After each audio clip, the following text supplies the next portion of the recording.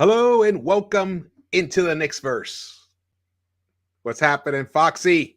It's been a All while. I know, all is good. Hope all is well with you. Shout out to you. Shout out to the chat. Shout out to into the Knicks-Verse family. Shout out to the SV Nation, our friend Keese. And Lord, we don't ask much. Please, please, please, please let us move up a little in this draft, please.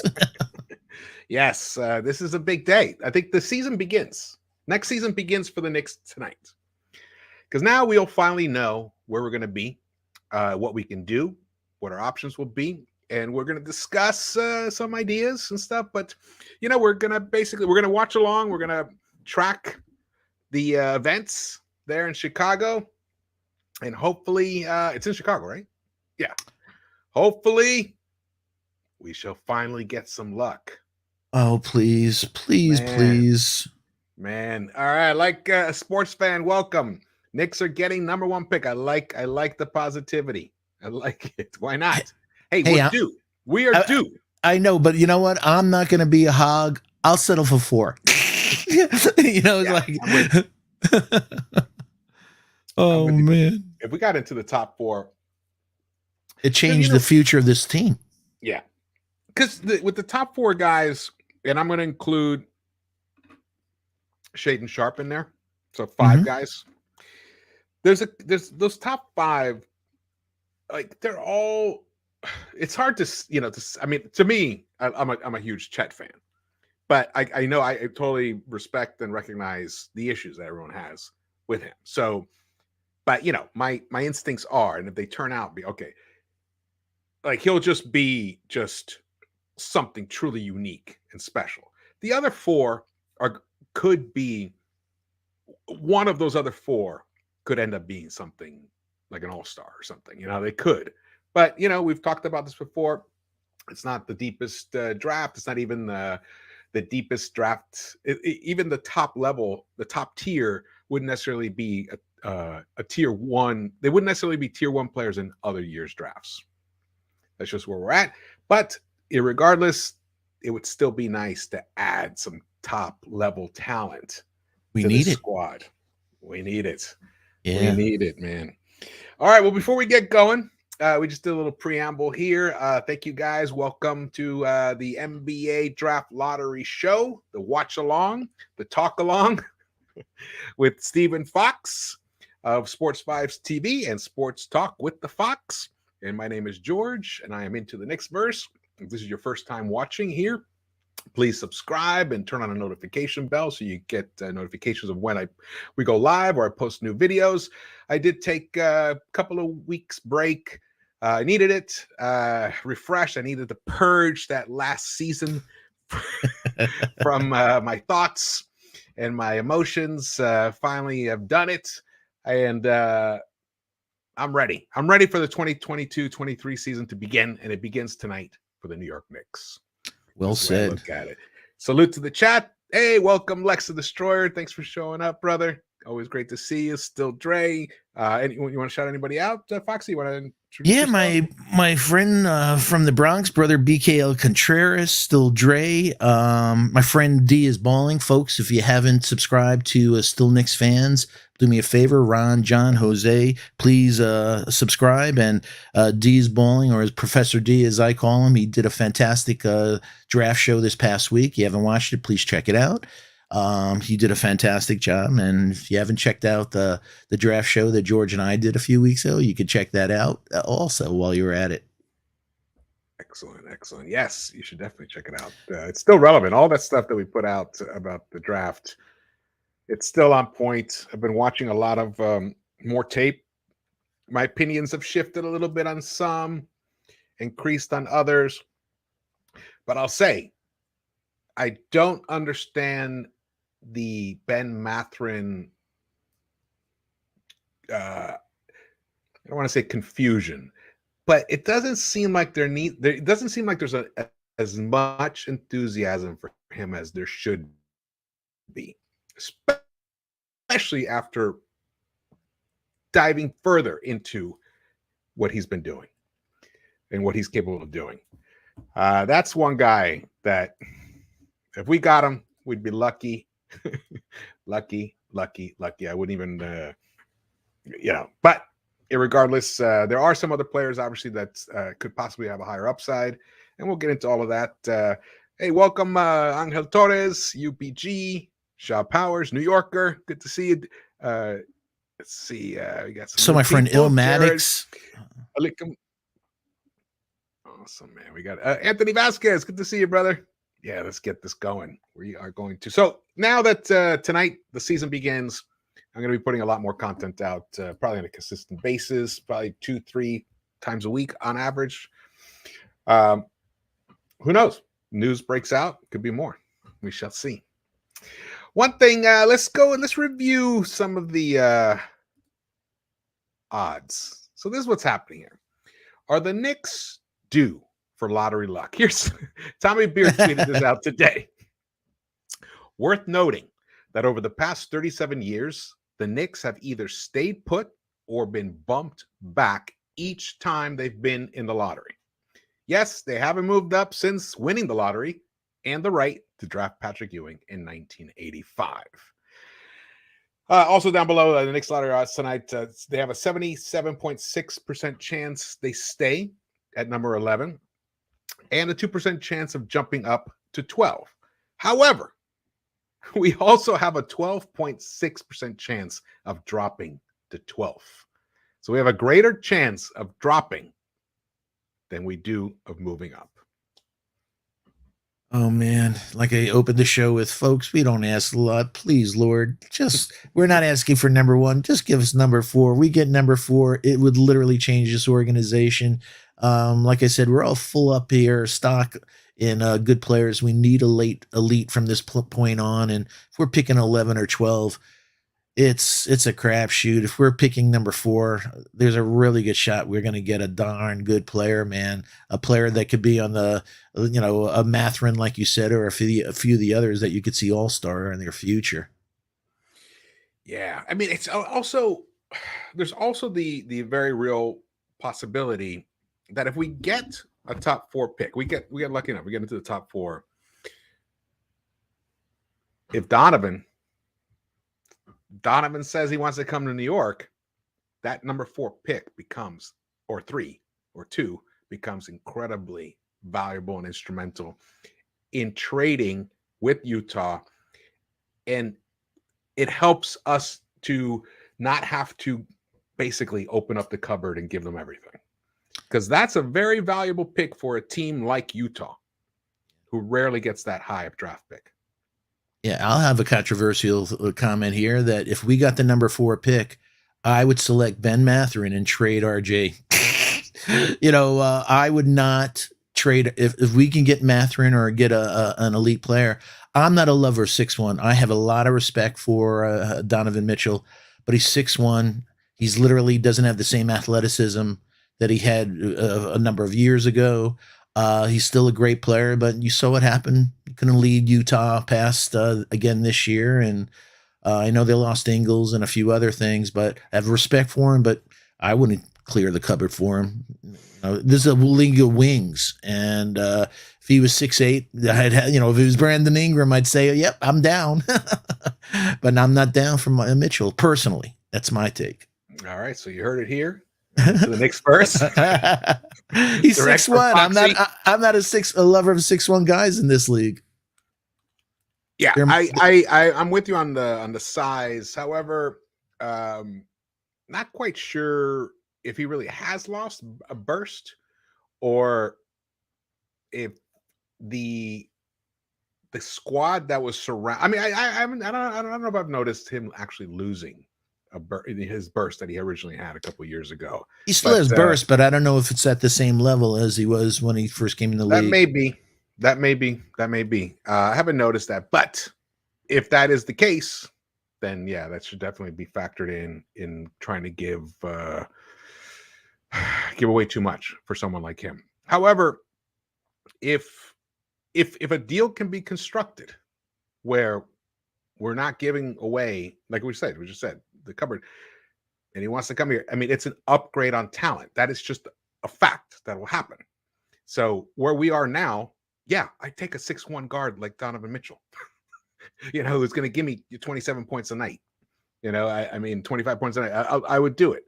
And then I'll think of maybe something else will happen 2 years later. You know what I mean? But in Mhm. terms of being able to upgrade the and also his age fits in. He'd be a little bit older than our younger guys, but not that much older. He's 25.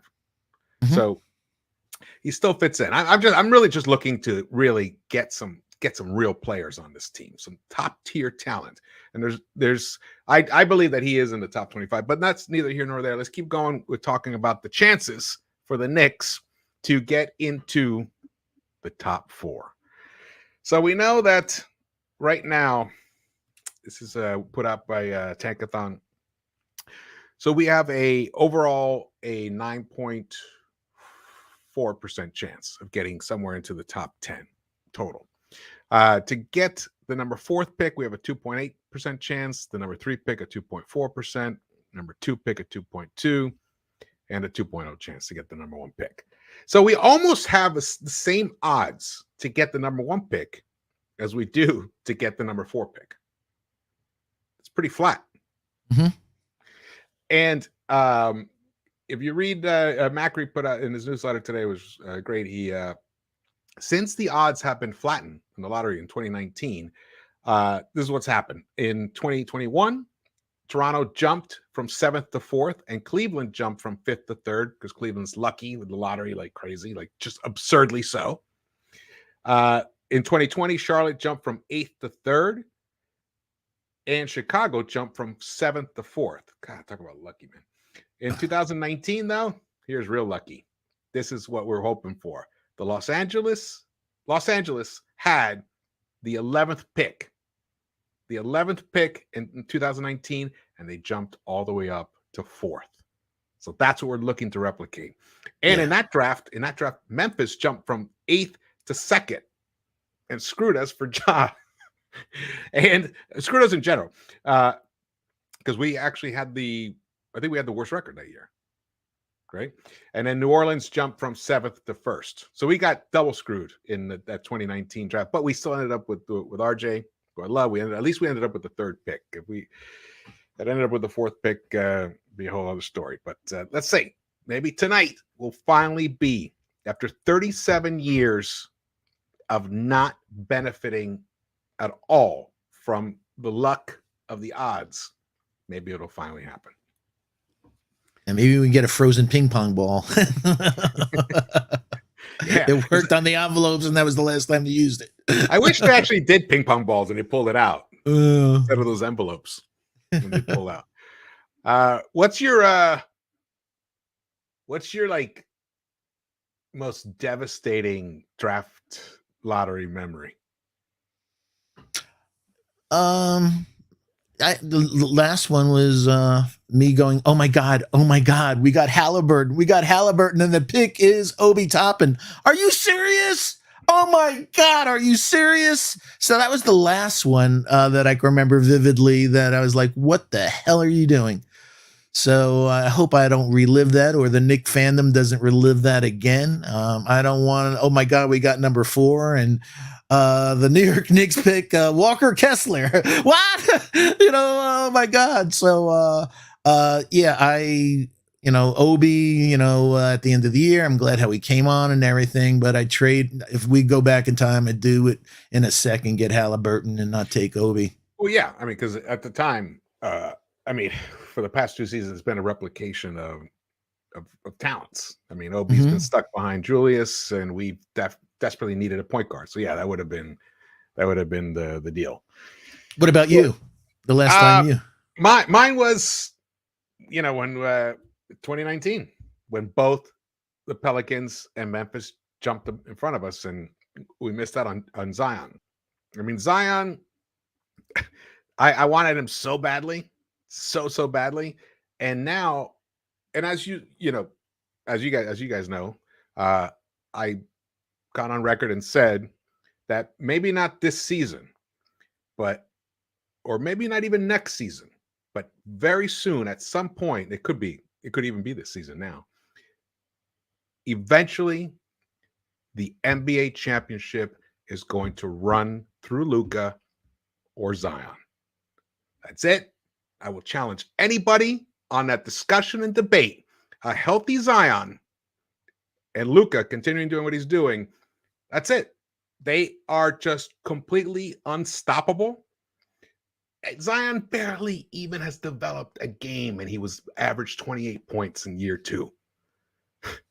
He's unstoppable. He gets the ball in the paint. It's 2 or a foul. There's just not a damn thing you're going to be able to do about it because of his athleticism. Exactly.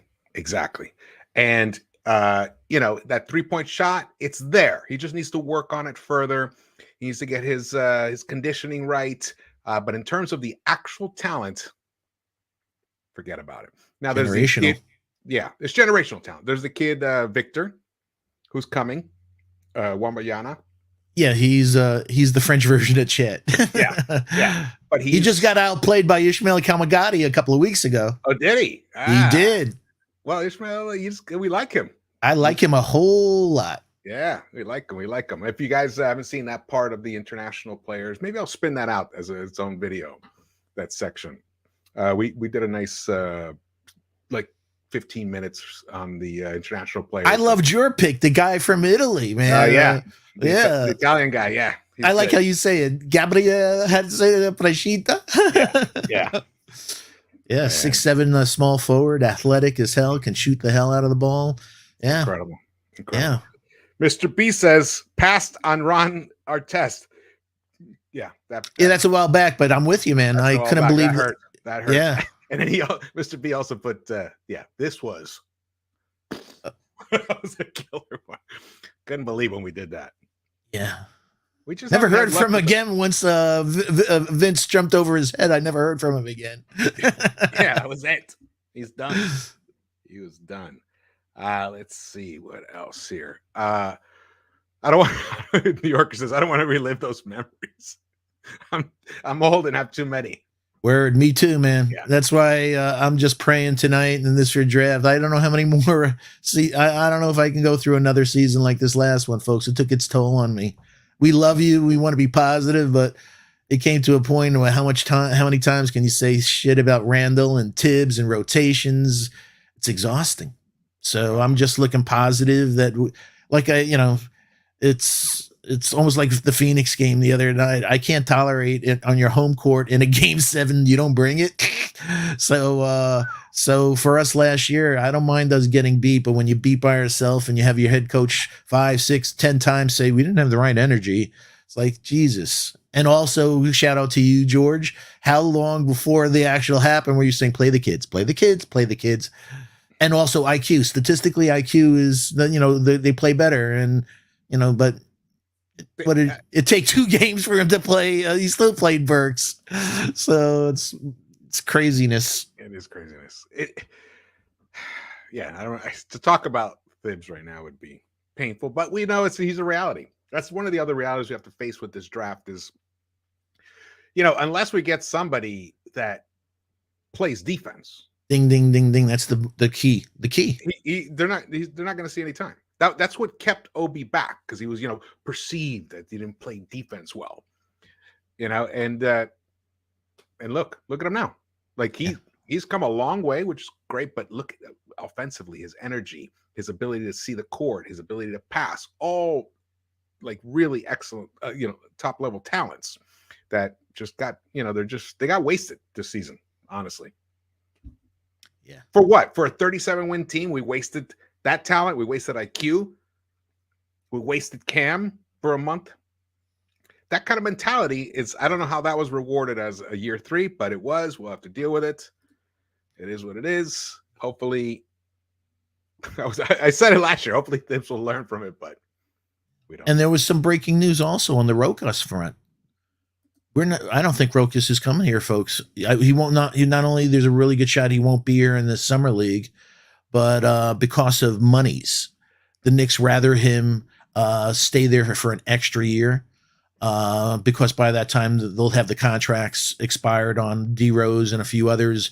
But this year there's a good shot Rokas won't be here. So if he's not here, we either got to wait a year, or he's going to be a really important asset in a trade that we want to do. He's definitely developed himself or the team or whatever into an asset, regardless. shot won. 59.5% from three, and they're playing in the championship in Barcelona. So the Yeah, kid has come up and he huge, won the Rising Star Award, which is what Luca won. and he's a kid playing with men, which means people don't realize that he's playing against men, and he's performing like that. So, but it's a shame. I don't think he'll be here this year, and I don't blame him. He went on record saying he's not going to do the Deuce thing. Either you have a spot for me on the roster, but I'm not going back and forth to G League. I'll stay here in Barcelona. Yeah, yeah. Yes, he's going, and it does actually. It comes down to money and playing time. He doesn't want to be on that shuttle between MSG and Westchester. Can't blame him.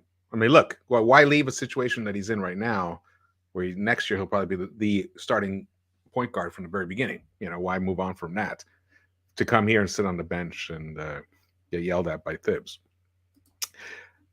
New Yorker says they weren't ready. Grimes played early. Grimes came around fast, and so I got one thing I got to say about the Knicks and their drafting. Even though, of course, we both felt like the picking Obi over Halliburton was a positional mistake. I don't think in talent necessarily. 5 years from now, 10 years from now, who knows? I mean, I believe in my heart and in my mind, my analytics, Obi was a 2010 guy. I said it before the season even began, and he ended up showing that he can be. Absolutely. Time. So in that respect, it may not be a bad pick in the long run, but in this period here, it's been frustrating, of course. But other than that, the Knicks have done a very good job with their draft picks. And Grimes is an example of that. So I think whatever ends up happening, that's why I'm excited about tonight. Because whatever happens, even if we drop to 12, there are still enough guys. In fact, let's look at the board here. There's still enough guys in that top 12 big board, top 14, that are talented players that can contribute and raise the overall talent of the roster itself. Any one of these guys, really. Of course, I have my certain guys that are my favorites. I mean, of course, I dream of Chet. I've talked about him too much, but Shaedon Sharpe is somebody that the more that I watch and read about him, and hopefully we'll get to see even more from him in the coming days. Hopefully he'll play in the combine. I want to see him in some in-game action. I think it's pivotal for him. If he really wants to stay in this draft this season, in this draft, he needs to get some on-court team play. I'd love to see him like what Grimes did last season, man. He owned it, and that's why he got on the Knicks radar. There's nobody who benefited more from the combine than Quentin Grimes last year. 100% correct. Yeah. Let's have you got any new thoughts about this? I know you haven't been able to see much about him and everything, but what's your feeling about draft? Let's say we end up at 11 and Pacers are at 5 there. I feel that if the Knicks scouting department want to make a jump up for him, like the way they were thinking about doing for Duarte last season, or even Suggs, we heard that they were thinking about getting up to the 4th pick to get Suggs. If they want to do something like that again, and they use this year's 11th pick and next season's Dallas 2023 pick to move up there to grab Shaedon Sharpe, I'm leaning towards that. Hey, a 49-inch vertical. You can't teach stuff like that. 7-foot wingspan, 6'6". He has wing all, so all the measurables are there. I've seen him step back. He's smooth. It's hard when you're watching high school ball, to assess. He's, a lot of guys at that level are man among boys, so he's going to look incredible. And yep, I heard scouts say, hey, I saw him at 2-2s or 3-3s at Kentucky, and he was devastating. So I know the kid has talent, and I would absolutely swing for him. Because we need that elite talent. We need that elite talent, and we can't draft any for the fences sometimes, right? Yeah, I know. But last year it was like Grimes, Deuce, Rokas. And it's like, we need 6'8" on this team in the worst way. Please, nobody drafted this year that's less than 6'8", 6'7". We just need wings. You can't have too many wings in this league They anymore. have him listed here as 6'6", but I think he is like more like 6'7". And I think very similar to Dyson Daniels, that he's now measuring at 6'8" when he used to be 6'6". So, I could absolutely see Shaden Sharp in a year or so be 6'9" with a 7'1" wingspan. And he has a solid build, like a really. Oh, he's thick. He's Anthony Edwards type thick. Yeah, but he's also he's a little bit slippery. Oh yeah. So he's got this guy could, let's say, if he skipped this draft and went into next season, he could end up being the number 1 draft pick next season. Absolutely. I take him that kind of talent. Absolutely. Absolutely. Potential. Let's put it that way. Potential. Yeah. I've mentioned before that his player comparison is Jalen Green.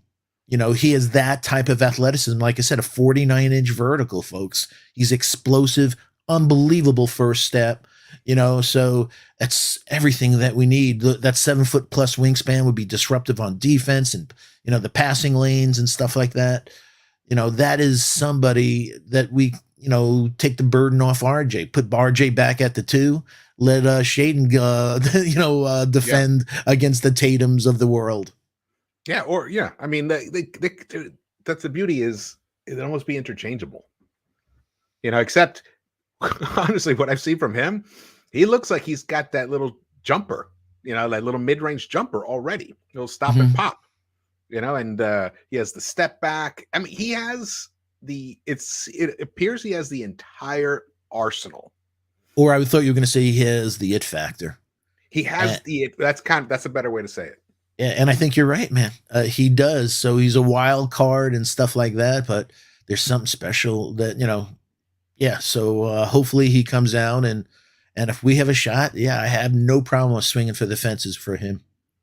Yeah, I think that is something we got to keep our eye on if we don't move up in the draft. If we move up in the draft, and let's say we're lucky enough and we get that number 4th pick. I mean, at this point, unless for some bizarre reason Chet drops to 4, because it's the same rationale. You want to get players that have that breakout special it factor potential. Chet does it with the defense and his size and his ability to look over the defense. 7'5" wingspan. And he can pass. He can even take people off the dribble at 7 feet tall. So that's incredibly special. So if he's there, it would be tough for me. I'd be like, oh man. But at this point, it'd be a no-brainer for me to take Shaden Sharp with the number 4th pick. Yeah, I'd rather re-sign Mitch and get Shaden or Ben. Yeah. I like Ben because I saw film. I saw him in not only conference tournaments but NCAA tournaments against competition, against stress. Millions of people watching on TV, millions of thousands of people in the stands. That he showed, hey, I'm New York ready. Yeah. I love Ben. Yeah, I haven't seen that on. The thing that scares me about Shaden is Shades of Camp, that has all world incredible talent, but he plays. There's not a dog element. You saw Ben clapping his hands, looking at the thing. I talked about Tari Eason on this team. That, the way, like you said earlier, to get into Tibbs hard is through defense. So a 6'8" uber fucking athletic guy who's nasty. This team needs a dose of nasty. I mean, badly. That somebody's going to get into somebody else's face. We got nice guys on this thing. Nice guys finish last, man. We need mean dudes. So I have no problem. I want us to draft some nasty this year. Yeah, I want. Yeah, definitely. You want somebody who's got that killer instinct. He's like a dog, like you said, some nasty. But in lieu of that, I would take a stab at someone with elite potential talent. But again, we don't know enough about what what can do. Defensively, I don't know. It's an unknown. So but you can't teach 7-foot wingspans and you can't teach athleticism. So, like you said, if if he's motivated and you got good development coaches and everything and get him up for that, then we're down. But I will say that if the basketball gods don't look upon us and we stay at 11 or even drop to 12, I think it's a crime on the Tankathon that they have Johnny Davis at 14.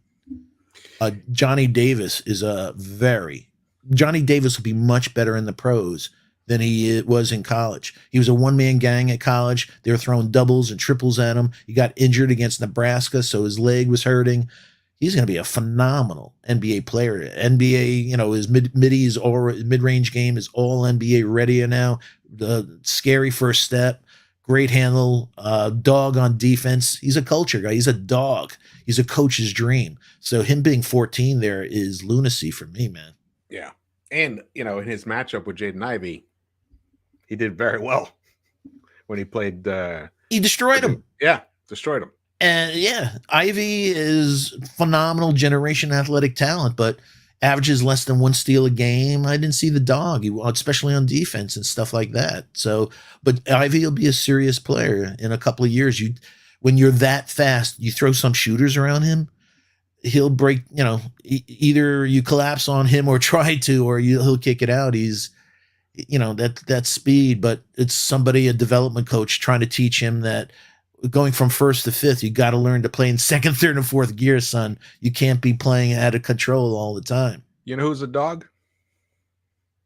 The stick figure. He is I like Chet. Chet is a tough kid. He's a very tough kid.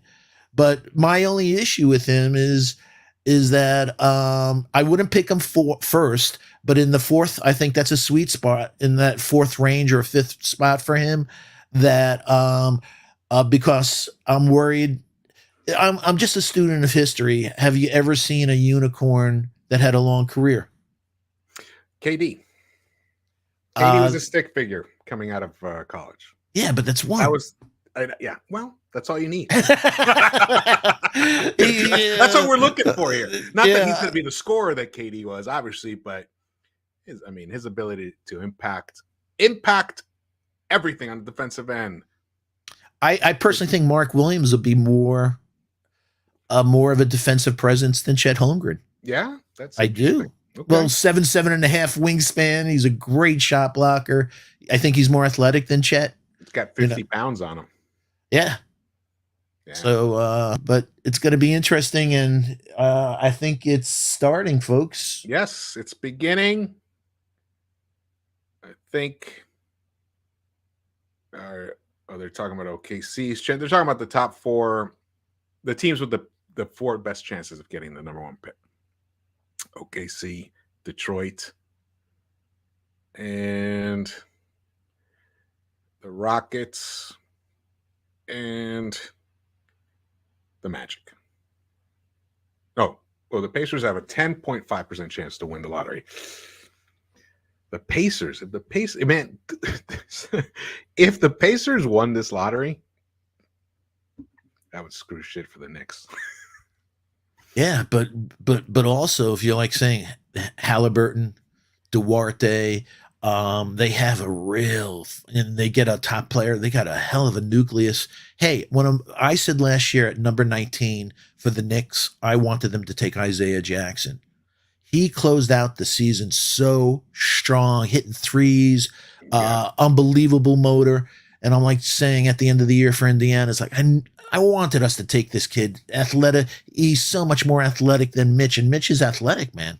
He's very athletic for a 5. And this guy, but he was knocking down threes. And I'm like, God, this kid's going to make Miles Turner, expendable because of what, so they have a really young nucleus. And like you said, they're picking 5. We'll see in a couple of seconds where they'll drop, but they're going to have a scary team, especially with Carlisle, a good coach.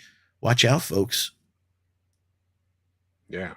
Let's see, here's a question. If Duren is better than Sims, then draft Duren and trade Sims and Grimes. For who? Yeah, Durant is better than Sims. Sims was a 58th pick for a reason. And he's really good, but Durant is a scary kid.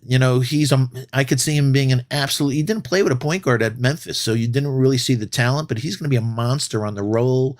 7'5" wingspan, a very, very athletic, but he's the youngest kid in the draft, and I'm worried about maturity issues. He's very raw, very raw. He can't shoot foul shots. Forget about threes. He didn't even attempt one. Doesn't have bad form on his mid range, but I'm scared about Durant. I'm worried that he may be an immature kid on a team because he disappeared for times during games.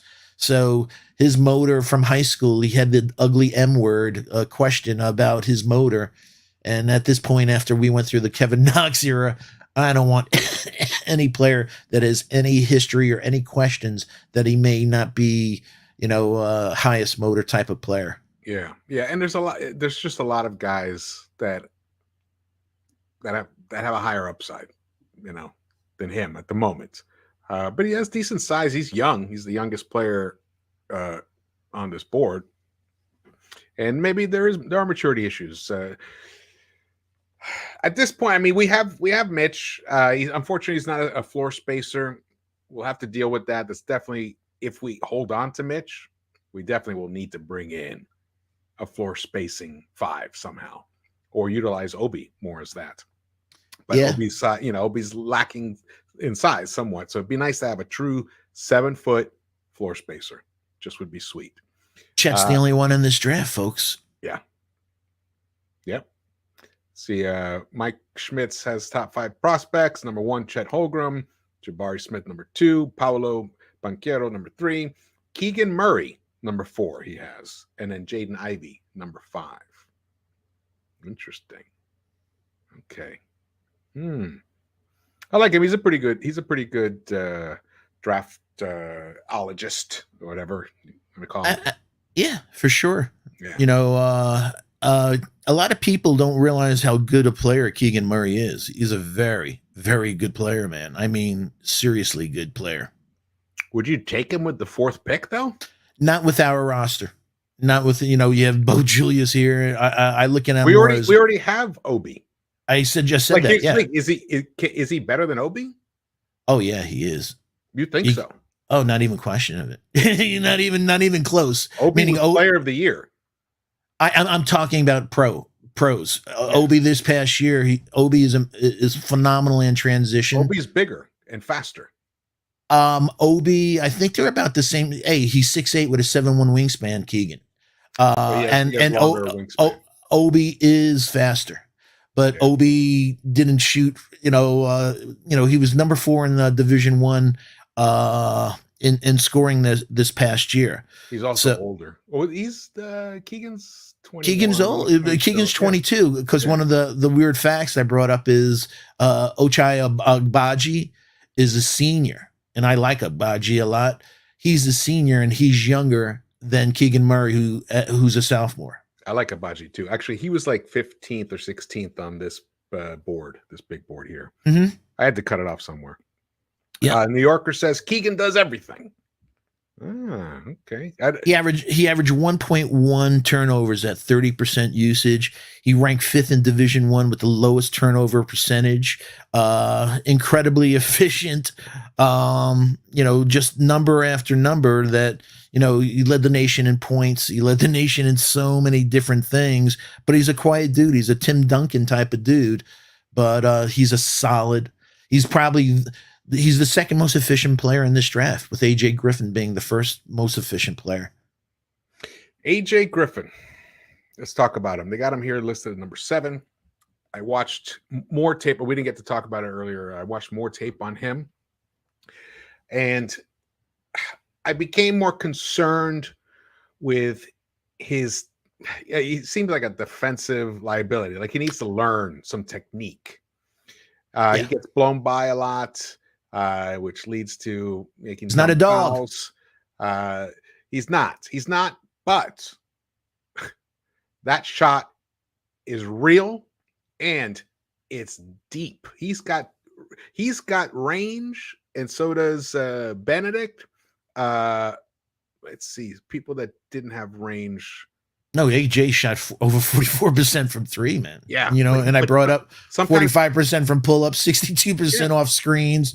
Only other player in history was Devin Booker, what he did in his freshman season. So He's devastating at the rim, devastating, has the best shooting mechanics in the draft, whether it's mid-range, three-pointer, it all looks the same. His father did a fantastic job. His father is a coach on Toronto. So, but like you said, I said to a few friends, he's like a 6'6". He runs like a 6'6" of Felton, Raymond Felton. He's 6'6", but 7, 222 yeah, pounds here. So he's almost the same weight as Keegan Murray.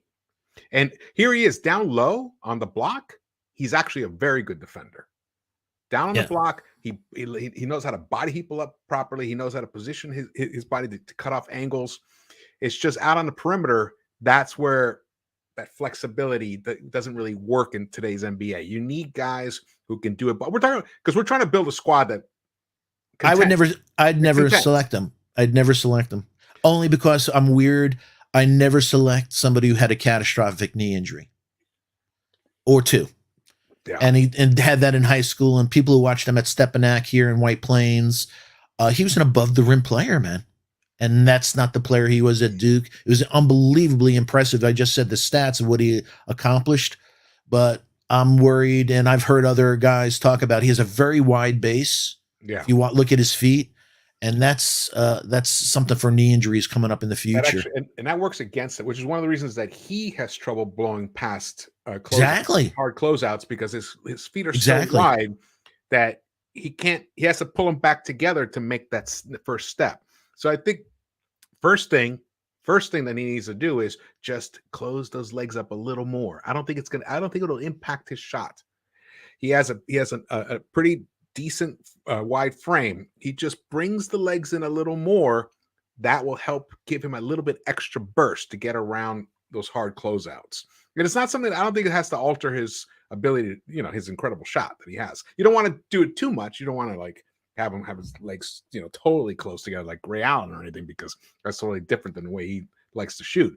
But you make these little tweaks here and there. That's how guys go from, interesting prospect, and then boom, they explode. Yeah, for sure. These modifications. NASA from NYC put in the chat, I don't watch college basketball, but I don't see a PG listed anywhere on here. Is there not any good ones this draft?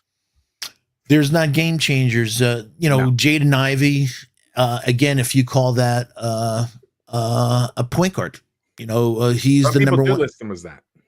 I know that, but I'm old school. He had 3.1 assists to 2.6 turnovers.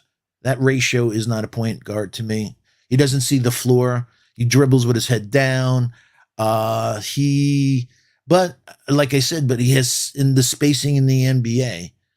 That speed is just a game changer that I could see people not being able to handle that speed and him kicking it out to somebody if you have a team of shooters around him. But getting back to the question, you have Jaden, then you have Ty. Ty is a nice player. He's just my issue with Ty is that he doesn't do anything elite.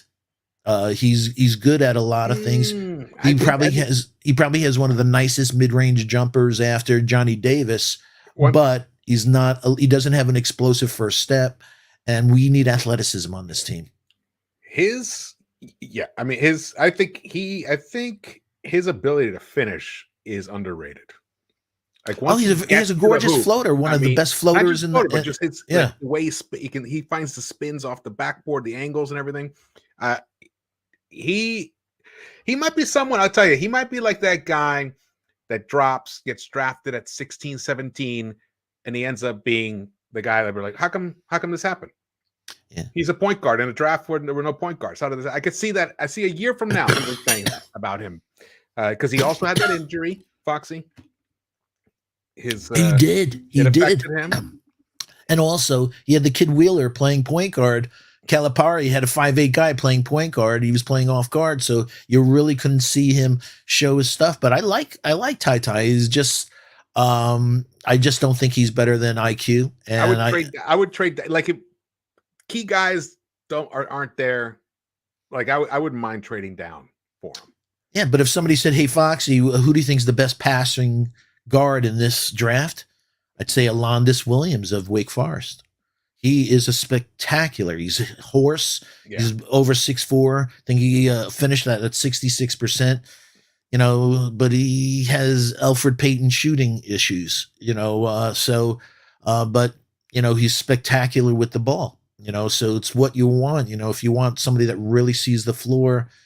New York would love Alondas Williams. So if Rokas is not coming in, obviously I'm not talking 12, I'm talking second round Yeah, type of stuff. But getting back to the question before, there's just not that many point guards in this All right, draft, I folks. think we're getting there. Okay. So here are the odds. The Lakers pick is going to the Pelicans, and the Clippers pick is going to OKC. Ironically, both LA teams are trading their picks away. PJ Washington is representing. There's Worldwide West representing for the Knicks. It's got the orange tie, the blue suit, looking good. Wes Unseld Jr.'s there. We're going to throw a party if we get into the top 4. Yeah. Come on. Like I said, Lord, please, we don't ask much. It's 37 years. Give us a break. Literally the difference between 5 folks and 11 or 12 is the difference of us having especially from getting an elite player without having to clear the cupboard. Domantas Sabonis is there. Damian Lillard's there. It would have been hilarious if the Knicks had sent Julius, and then we got the 4th pick, and then he's up there holding it, knowing that he's going to get traded with that 4th pick. Yeah, that would have been. Hey, Dame, yo, that would have been hilarious. But it's weird having Dame there because I don't think he's part of their future either. Yeah. So come on, Lord, please, please, please, please, please. I'm getting nervous. Come on. Hey, just a quick shout out, Janine, my friend Janine. Hope all is well. Scott puts in the chat, I wonder if Banchero could play center in today's NBA. He's 6'10", 250. I think he's the best player in the draft. He is the best player in the draft. / Chris Webber type. Today's NBA, yep, I could absolutely see him. He's a wonderful passer. He has fantastic court vision, so I could see him in the pinch post. Absolutely. All right, folks, come on. Here we go. Brother Contreras, BKL Contreras, I hope there's some luck in there. So, Lord, please, please, please, please. Here we go. Here we go.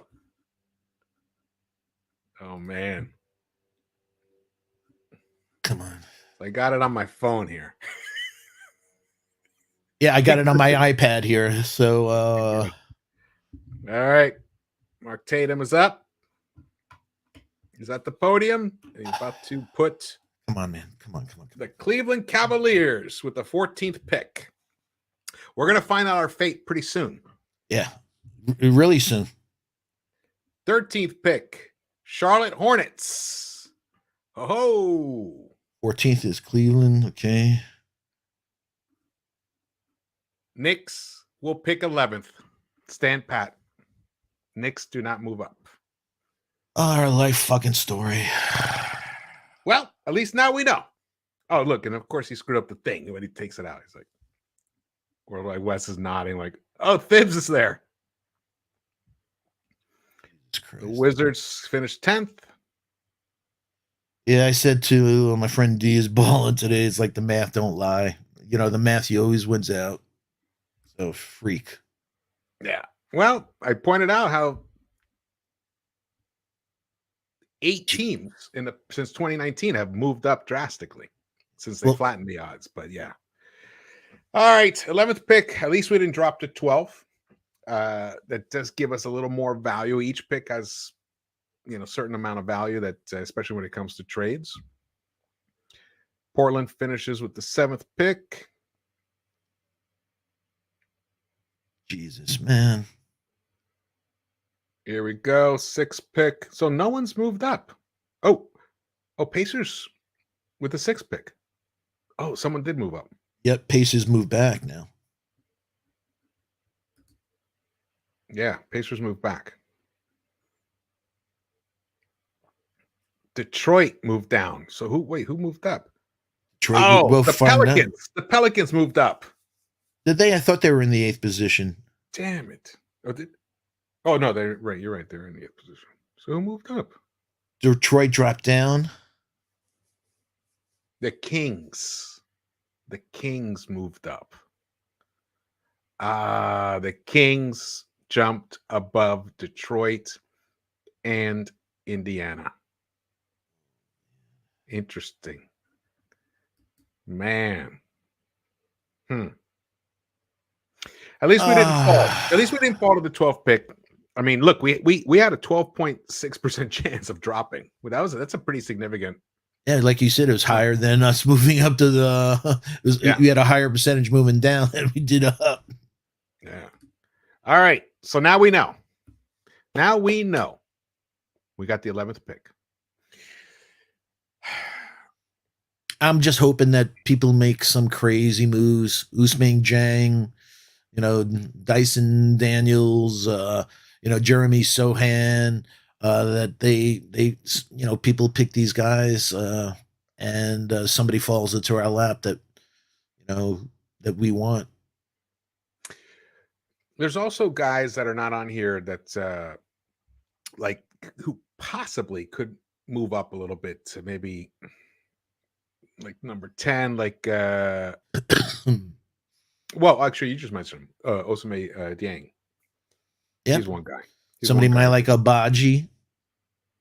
Abaji, he has a strong workouts. Great 3-point shooter, athletic, national champion, great defensively, academic All-American. Yeah.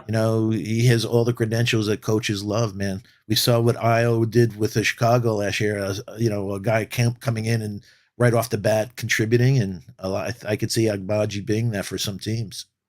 So I'm hoping some teams just go for reach and somebody falls into our lap. Yeah.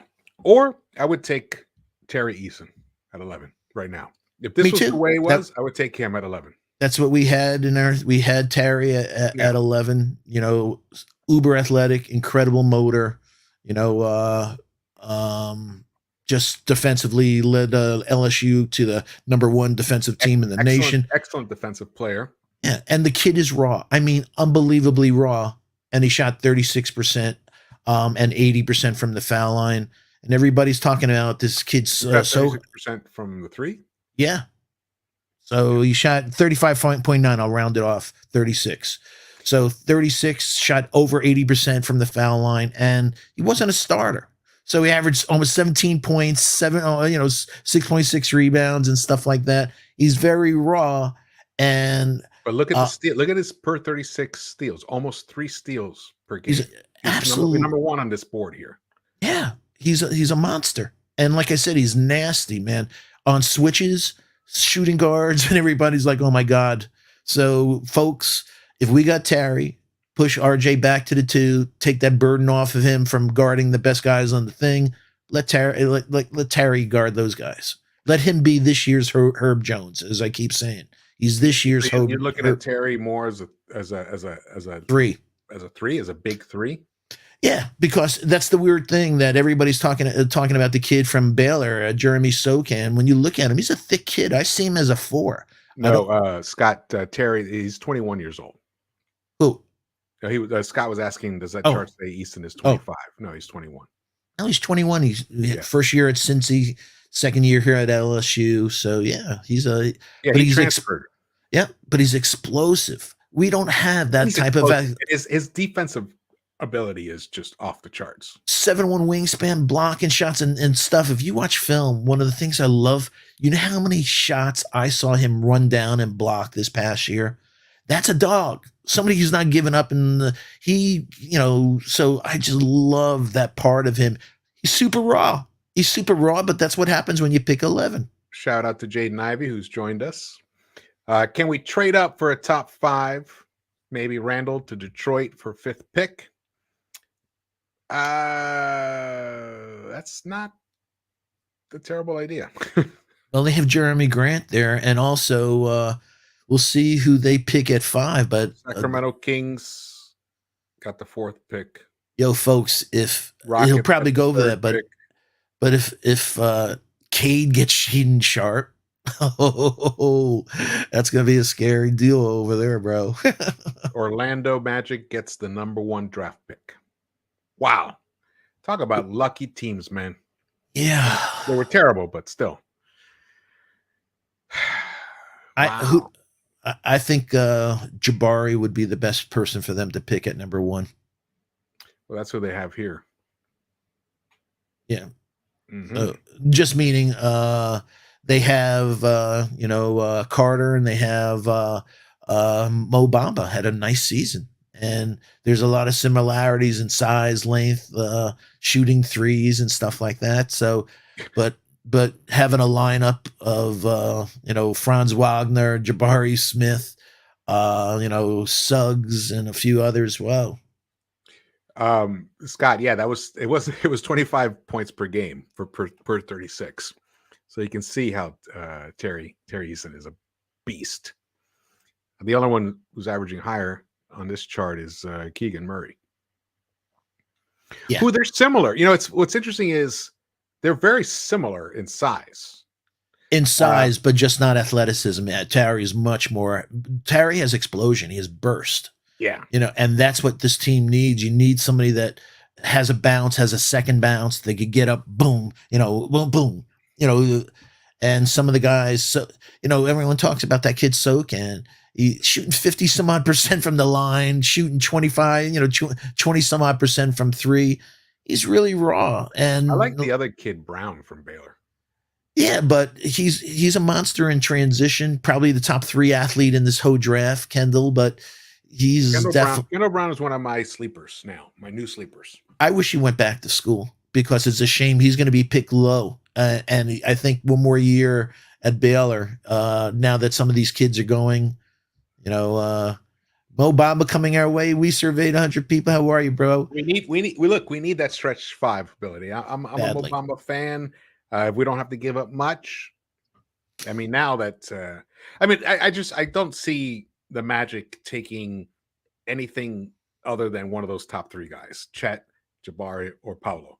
I think it's going to be Jabari or Paolo. That meaning with their roster, I think that's the most complimentary guy to play. It might be Paolo. I think we might be looking at Paolo going number 1 now.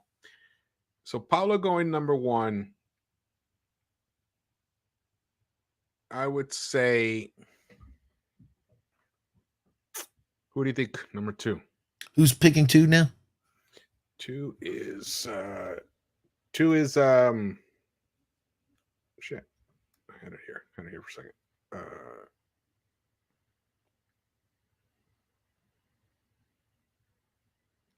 I lost it for a second. Rockets getting Chet for sure.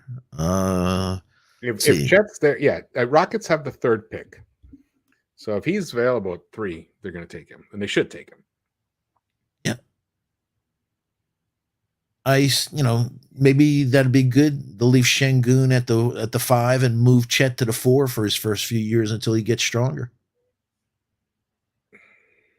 Is Garuba there? And I think this is the last year of Christian Wood's contract.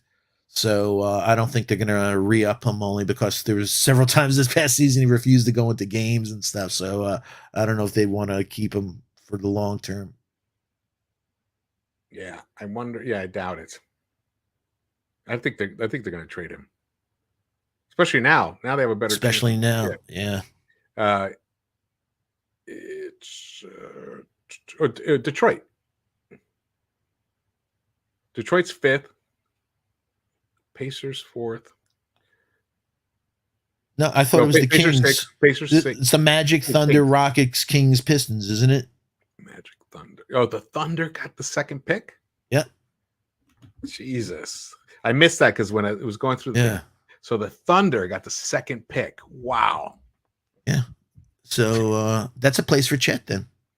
Yeah. Giddy, him hanging out, for him. Him in the dunker spot with Giddy. Wow. Yeah. Oh man. Well, too bad the New York Knicks didn't get any. They weren't lucky, but they weren't totally unlucky, because we could have dropped further. So in that respect, it's not so terrible. I still think that they just showed who they thought. There's a chance, I think, maybe even at 11 that we could, trade up to, I think the 9th spot. I think that's where San Antonio's picking. Maybe we could do something. My only issue is we screwed San Antonio a couple of years ago with Morris. Morris was all ready to sign with San Antonio, and then he signed with us. And I don't know if you remember that. We pissed them off royally. Yeah. So I don't know if they'd be open to trading with us after that a few years ago. But if we stay still, stand. All right. So Portland has the 7th pick. Portland Trailblazers, you have to trade this pick. This pick has zero value to you as a player. Any of these players have no value to you in regards to holding on to Dame Lillard. This is the time. Give us that 7th pick. We'll give you Julius Randle. We'll work the rest of it out. Let's take Anthony Simons, 7th pick. We'll give you the 11th, the 23rd. We'll give you we'll have to make the salaries match. My Corel dining set. They're only slightly used dishes, so anything that we could do. But I think Portland is a good fit for Julius Randle. Any small market, I think, is a good fit for Julius Randle. Also, their needs. I mean, You're right. I mean, he's a bona fide 2010 guy. Absolutely. We all have issues, of course, with how he played last season, but what he did the season before was still kind of there. So that's a possibility. If we can move up for the 7th pick, we get Anthony Simons back. No, they wouldn't trade Simons. Well, you're not getting the 7th pick for just Julius Randle. I mean, he's a bona fide 2010 guy. Yeah, but the problem with the league now, it's not the 2010-5. It's the 2010-5-4. The first 4 turnovers, the STFU, the thumbs down. There's just... Don't tell them that. Simons is a sniper, man. He's on the verge of 50-40-90 type, joining that club for good. He's a star, man. He's gonna be a star, especially on the offensive side. Doesn't play defense for shit, but he can shoot. He'll light it up. Yeah, I don't know. I'm not sold that they're going to hold on to Simons if they really are committed to improving the team for next year. For Lillard. I mean, Lillard. How many more years does he have left? 3? I know, but they got rid of CJ McCollum, so that's why he's really not a point. He's a 2, Simons. So with CJ not there anymore, I think he's the heir apparent, as etched into stone that I'm the 2 here for quite some time to come. True, but you can't think about the future. You got to think about next season for them. I know, but you're right. They got rid of Covington. They got rid of Covington. So I think that they definitely need a power forward. Yeah. They need a power forward.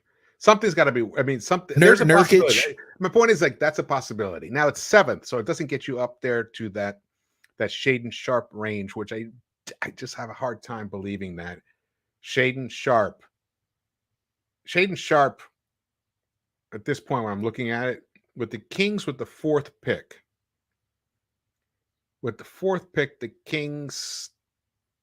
I mean, they don't necessarily need. I mean, they can go for a big guard, which is what Jaden Ivey would give you, and Shaedon Sharpe would give you. Yeah, but Jaden Ivey and De'Aaron Fox, I don't know how that'd work out, but I could happily see De'Aaron Fox and Shaedon Sharpe working out. I could see De'Aaron Fox and Johnny Davis working out, but I just don't know. So that means Ivey could be there at the 4th pick. Yep. So I mean, at the 5th pick. Sorry, the 5th pick. At the 5th pick, which that's Detroit. And Jaden and Cade would be crazy.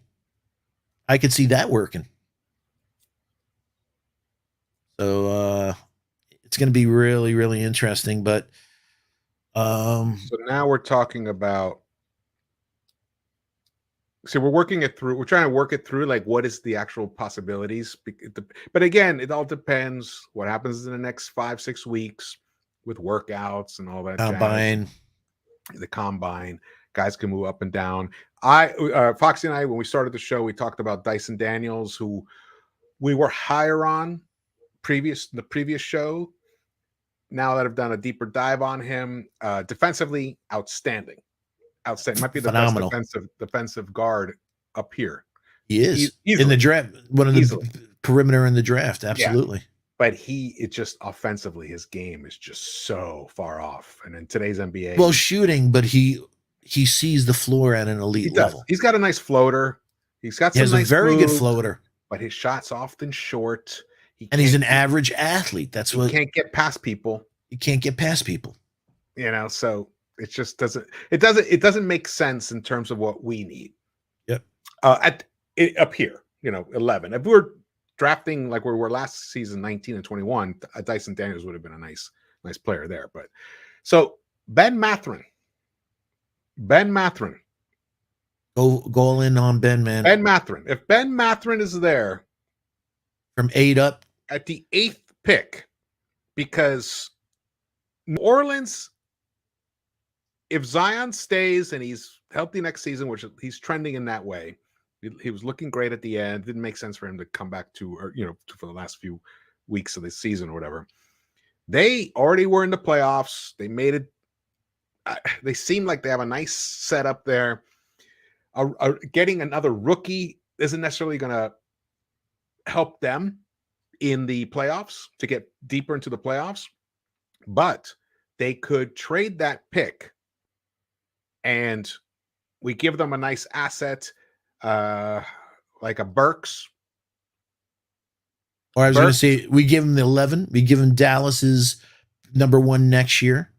Yeah. And let's see. We're only moving up 2 slots, so I don't know how much we have to give up. Yeah. But also I'm worried.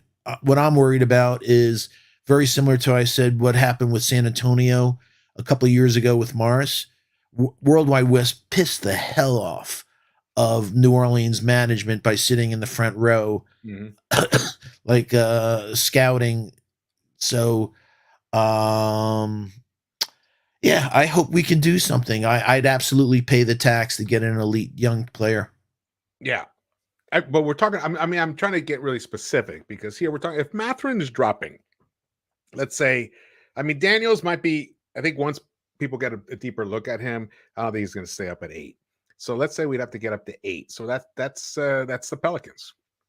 Yeah, but Dyson, he may go to somebody because they may have other pieces and they're just looking for a defensive stopper. And they also feel that he's a young pup, that he's 6'8", 7'1" wingspan. He'll fill out and he'll absolutely be a 3. They're Mikal Bridges.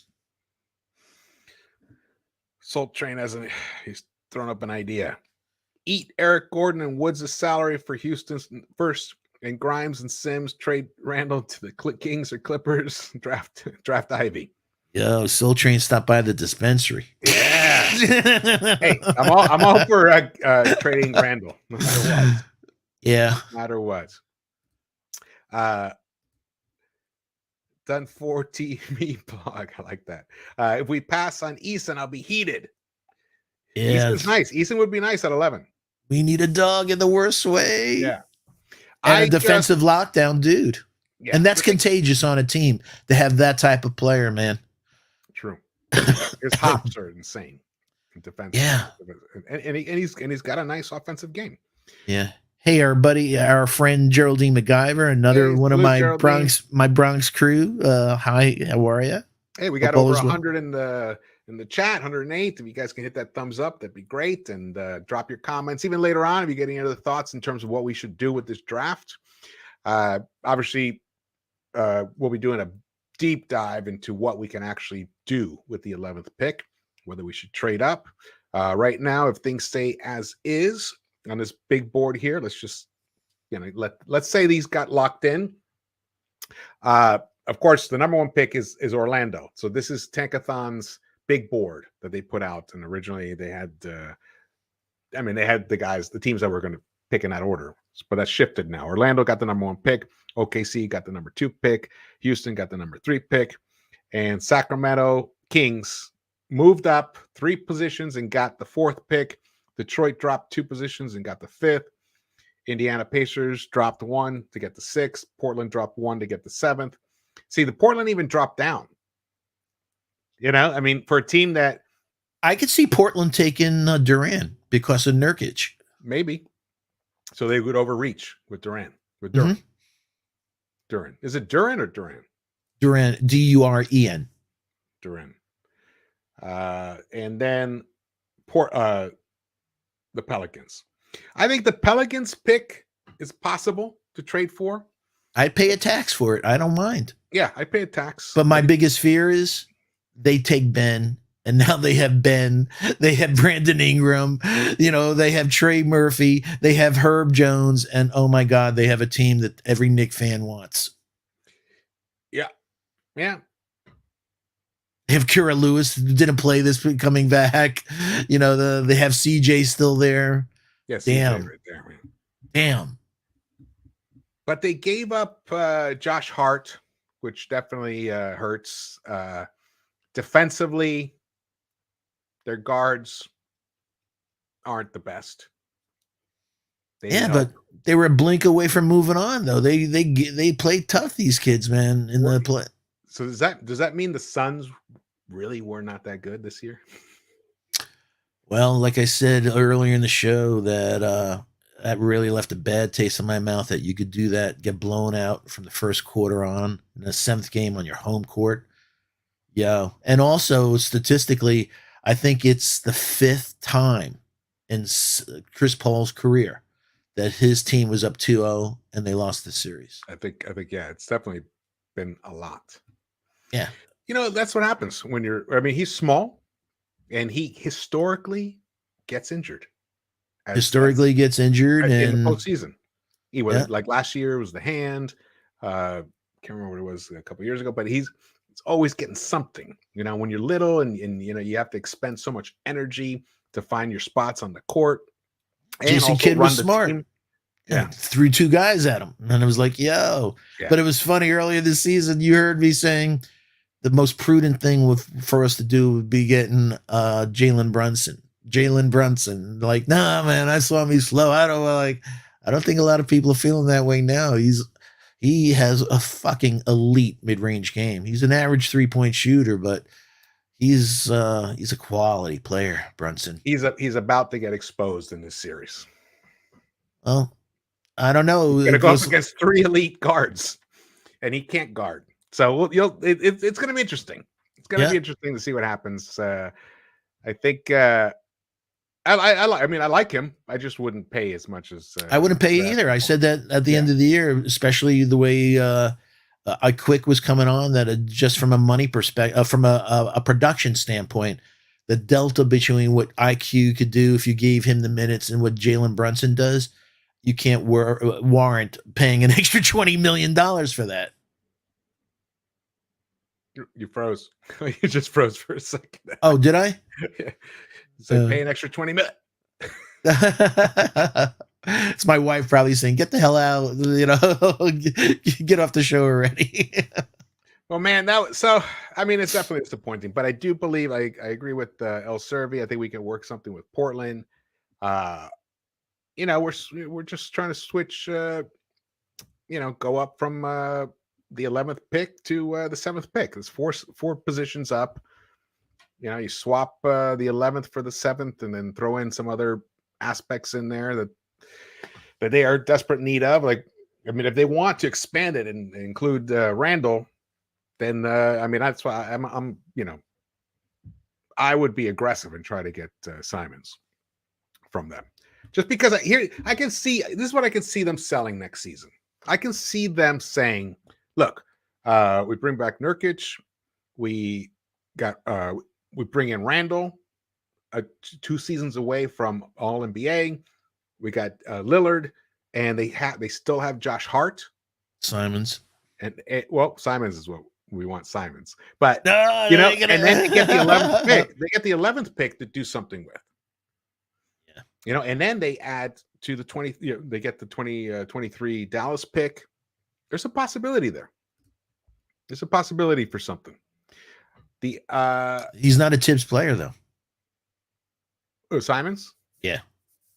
But man, on defense, could you see Tibbs' face with the defense he plays? I know, but the guy can. He lights it up. I'm with you. He can light it up, man. I know. Talk about spacing. Talk about spacing for us. Hey, I said this kid's on the cusp of 50, 40, 90 every year, man. And that's the goal. And that's the platinum stand. He's a decent passer. You know, he's not like an outstanding passer, but he's a decent passer. He can definitely run the point. And also he'll have RJ there, and he'll have IQ, and he'll have Obi. You know, we hold on to Mitch. We have Cam, Grimes. Big year for RJ, bro. Big year for RJ. There ain't no more 21. It's the fourth year. You better come consistent. You better come efficient. You know, Yeah. you better finish. You know, at Bunnies. There's no excuse anymore. It's either you play consistent for the whole year, man, or time. You know, I wouldn't give him the contract this year. We got to learn from the Julius time. The only way he's getting the contract this year is if it's a discount. That's cool. Yeah. But, you know, 80 got a shot blocked 2 years ago, 87 times this year, 105 times in 2 less games. He needs to up the efficiency to get the max or near max, and he's not there. So I could see him gambling on himself, you know, not taking a 24 per year type deal, which is probably what he's more worth at the moment. Well, one thing about him that's you can't. One thing about him that's awesome is that he can be a high volume guy. You know, he puts it on his shoulders. He wants to be great. He wants to help make his other teammates great around him. He wants that. Like he doesn't. He's not. He got a little bit myopic in his vision as he approached the hoop, but I think that's something that kind of came with him trying to get his scoring up to a certain level. And so now that he knows he can get up there, I think he can make that transition into becoming a much more efficient player this next season. He has to. And that foul shooting, there's no excuse anymore. You can't shoot in the 60s, man. Also, he covered the most distance in the entire NBA since January 1st. And he also took on the toughest defensive challenges on the other end of the court. I don't know if you guys heard Pat Bev talk the past couple of days on First Take. He says the thing about two-way guys is those guys they have to be revered. He didn't say that word, but because they expend so much energy on both ends of the court, and that impacts your efficiency. That's why you and I want Terry. You take that burden off RJ, you know, and some of your most brilliant work this past season, George, is talking about there was nothing left in this team for closing. RJ be a different player if he didn't have to guard those guys in the fourth quarter. Yep, exactly. And he would have more energy to punish the defenses more. Oh, for sure. And when we need it, you know, crunch time. Yeah. Adrian, reality. IQ is practicing right now. We need to pick the very best athlete available. Absolutely. And hashtag fire Thibs tonight. Adrian, man. Can we just trade anything for Shy? You know, I heard zero about any Shy rumors. But also, folks, we just talked about RJ. You know who's even more inefficient than RJ? Shy. You know, so there's no room here for any inefficient, high volume players, man. We want efficient players. Yeah. All right, let's go back to this thing again. Hold on. Let's see what we got here. To Portland for who? We want their pick. Mostly Evan. Okay. So. I think my computer's slower now. I think I want Ben, man. I want Ben. I want Ben. Ben. And you know what? Ben would be really complimentary with RJ. Yeah. If we resign Mitch, you saw how RJ, you know, turned around Mitch's season. He's the only one that got him involved. You and I, how many times did we talk this year, you know, watching games together, Arizona games, and like, did you just see that pass by Ben? If Mitch had both RJ and at the 2 and Ben at the 3, it changed the team.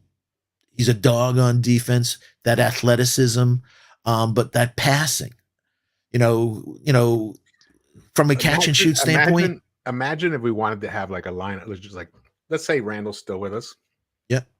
We go with And there's a very good shot, folks. So let's start bringing that ahead. There's a really good shot. Randall's going to be here this year. We went with a 5 at times of Obi at the 5, Randall at the 4, Cam at the 3, RJ at the 1, and Ben at the 2. Yo. Get that out there. You play them for 5-6 minutes, terrorize the opponents, and then you bring in IQ. Grimes. And then you bring in Grimes. That's a dangerous defensive. All the switchability, constant switchability. And the beauty is then you can ride the hot hand. Whoever's got it that night, whoever the two or three guys that have it that night, you kind of ride those guys out. I mean, that type of flexibility is how we can win next season in the NBA. And that's the way the NBA is going, folks. So I'm with you, George. I'm with you. But I think that would be the smartest thing to do with all the players we see, how they're the one that's most feasible for us to get from an elite standpoint is Ben. And the other thing is that, I'll speak for you, Fox, because we've talked about this. I think Mathurin actually has breakout, possible, like fringe all-star potential. What do you mean fringe? I see absolute all-star potential. I absolutely see him being an all-star. I literally see him being people won't like this. He has a much higher ceiling than RJ. A much higher ceiling than RJ. He has the athleticism that RJ doesn't have. Folks, when you see him this past year, he was the highest. He's a phenomenal three-point shooter, but he's the best range. But he was the best. If you leave him open, he's the deadliest three-point shooter in basketball this year. If you leave him open in college basketball, his form is impeccable. He's spectacular, man. So I absolutely, like I've said to people, I see a bigger Victor Oladipo in his prime. And people, if you remember Oladipo in his prime, he was not only all NBA, he was all NBA defense. And so either hand, and he's a much better passer, more athletic and a better passer. He's a phenomenal passer. You watch Koloko. Watch tape on Ben. He has the most single hand posterizations of last season that I've seen on tape.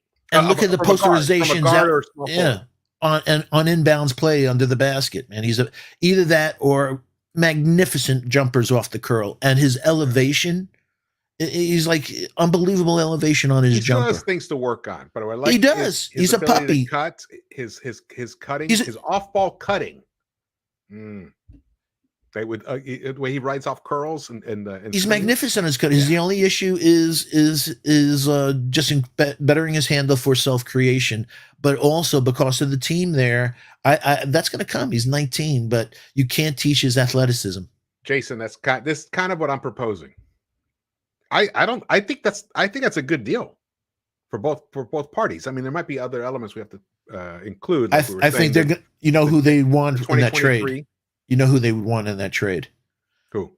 IQ to take this spot of Simons for that microwave. So it would be Randall. It would be Randall and IQ. Then there's no extra pick. We may have to pay a tax, man. There's no extra pick.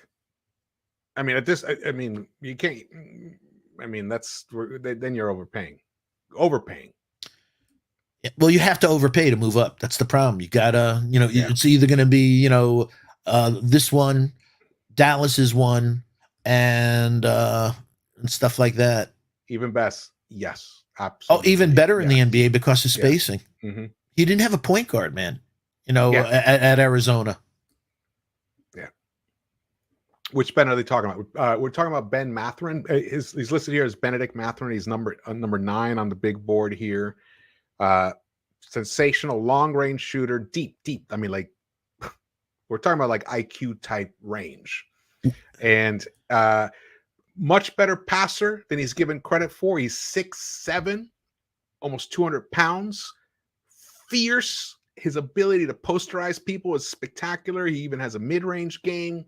Now it's all in development, of course, but just what we've seen already, he has that it factor potential. The other guy that we think about in terms of that is Shaden Sharp. I'm more so than Foxy is. I'm like I'm Only hedging. because I didn't see the film. You don't see film that's meaning Ben's a known commodity. He's just Hail Mary full of grace. He has all the measurables, but can he do it in a real game? Yeah. Will Alford says Ben can't guard anybody. Hey Will, Well, I he has to heard learn technique. He does get blown past a lot because he closes out too fast on the offensive player out on the wing, and then he gets blown past. But what he's good at is recovering. Yeah, but he's good at recovering. Can't guard anybody. Hey Will, I heard Target has a special on eyeglasses and getting a free eye exam. So maybe you should go over to Target and get those eyes checked, bro. Ben is obviously Foxy's nephew, so Exactly. But I just watched a ton of film from he's a very good defensive player. So I don't know where he can't guard anyone. Well, Grimes is going to play. Grimes is in the rotation. Yeah, but the problem is Grimes is a dynamite dog, great 3-point shooter. He just doesn't have the athleticism. Versus explosive. There's nothing explosive about him. But he's a fantastic defender. I mean, he's a tremendous 3-point shooter, as we all know. So he's definitely going to play. I see the Knicks, or hopefully, and it seems to be trending in this way. You can tell by the way that they've drafted in the past few years. We want that switch ability, and sometimes we'll play Mathurin, Grimes with IQ. And that could be, and then you have Obi and Mitch. That's a tremendous 5 right there. And then we just got to get rid of Randall, man. I can't. The thought of Randall being on this team just nauseates me. It does, and also it hinders the development of the young kids. Yeah. And if Tibbs couldn't get him under control last year, how's he going to get him under control this year? Yeah. And he could say all the nice things that, I let my emotions get the best of me, but I'm coming in, I'm working out, I'll be in the best shape of my life. One bad referee call or, missing a couple of foul shots when it counts, it'll just trigger him to go back into that bad behavior. I don't think, I think that's who he's going to be, man. Mm-hmm. Scott. Yeah. You know what? I'm not for trading IQ. I mean, you guys, anyone who's watched this channel since the beginning, I'm a huge IQ fan, and now he's only proven our faith in him even more. He might next year could be that year 3 where he just explodes. Let's hope. But Tibbs gives him the chance. The trajectory, though, from first year to second year, he grew dramatically. Why wouldn't I? And also, what you and I love, him with that iPad on the sidelines with the kids, and he's a student of the game. He's putting not only in the work in the gym, he's putting the work in the film room. I love somebody who wants to be great, and IQ wants to be great. Yep. And some people think he might be our youngest, our young player, our under 24 or 24 and under, who has the highest ceiling. Some people think IQ is up there beyond RJ. I have major concerns with RJ. I know you do, but yeah. I don't. I don't have concerns. Will he be as efficient as we need him to be? That's what I'm worried. But can he be a key piece on a contending team? Yes, I absolutely think that. Could he be the best player on a contending team? That I'm not sure. But can he be a solid number? Let's put it this way. If RJ was on the Suns instead of Bridges, Suns would have won that series. I don't know about that. I'm telling you, Suns would have won that series. If RJ was on that team instead of Mikal Bridges, Suns would have won that series. Because RJ would have RJ, he did a pretty good job on Luka. Didn't stop him, but he frustrates him. He doesn't let Luka get off those beautiful rainbow shots where he just once he gets locked in on the measure of it all and the touch, he's really hard. And RG doesn't let him do that because of his length, his tenacity, and it does exhaust One more him. thing. 1 month is physicality. His physicality. Versus other guys. Luka's a horse. RJ has the physicality versus a lot of guys in the league, with that, that body of his. Yep. And the way he knows how to protect the ball as he goes into the paint, like you saw those Suns players, they were struggling to do anything. Camp Johnson couldn't finish. Benched Aiden, man. Couldn't finish and couldn't get the foul. And couldn't create another opportunity. Mikal Bridges couldn't finish. Couldn't hit his threes. Yep. Jay Crowder, when has he ever driven into the paint and finished? Like, so. Well, he did when he played at Marquette. That was the last time. That's true. I actually am a fan of Jay Crowder.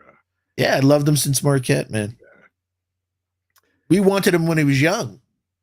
We should have got him when he was young. Yeah. All right. Well, there we have it. The Knicks stay at 11. And at this point, if nothing happens and things stay the way they are, I think the New York Knicks would hit a home run if they drafted Terry Eason. Will he be an all-star? He's a glue guy. He's a glue guy. He's a plus player. He helps make the other players on the court better. His shutdown defender, man. He's a Herb shutdown Jones defender. He's an Herb Jones type defender with more physicality, more athleticism, and a better offensive game already. And he's kind of raw-ish. He's very raw, but he gets to the line. Folks, he has a scary handle. Look at the steals right there. Yeah. Almost 3 steals per game with a per 36. But that's misleading because, that's cool for the 36 because I was going to say the one thing that people don't realize, he came off the bench. He didn't start Terry. He was sixth man of the year, so he has these stats coming off the bench. He's absolutely everybody. RJ's going to his 4th year. When he gets the ball, everyone knows he's going left. Nobody can stop RJ. Same thing with Ben, only to his right. He goes to his right almost every time. But because of that explosion, and also he has a sick handle, Terry, with his right hand at least. You can't stop him. That's why he gets to the line. So yeah, I'd love Terry on this team if we're picking. If we don't move up, Terry's my guy. The other guy that some people talk about is Malachi Barnum. Branham from Ohio State. Yeah, Brett Branham. I did a deep dive on him. No, I think he's an overreach, especially at 11. And the biggest thing is he's not athletic. This is not who we need. We need athleticism on this team, meaning this guy's Bryce McGowan. There's athleticism, but those guys are stashes. But the one thing that I will say, and I've talked, to a couple of people about this, is the good teams are going to get better. This is a weird draft, folks, but guys at 24, from 25 to 30, those teams that are playing right now in the playoffs are going to get some fantastic players. So the good are going to get better. The rich are going to get richer. At the Knicks, they're going to widen the distance between us and them, which is, aggravating. I think the West next season is going to rise up and match the East in overall talent in terms of teams, quality of teams. This year, it was Warriors, Dallas, benefited, the Suns. Really, who else was really a real threat?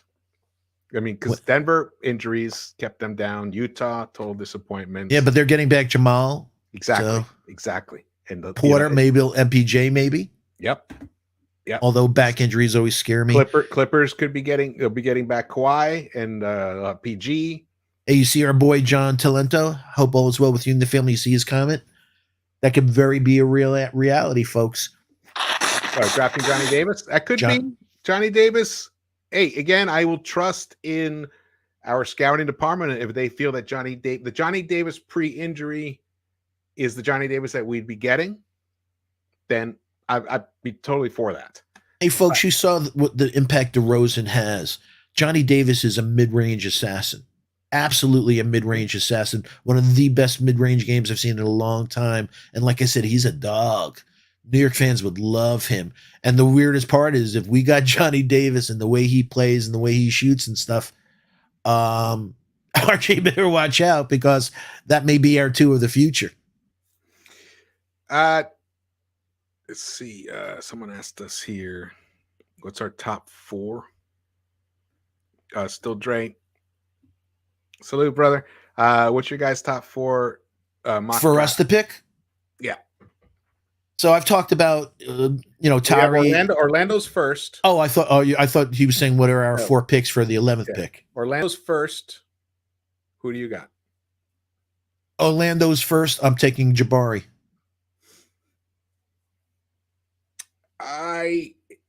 If I'm Orlando, I'm drafting Paolo first.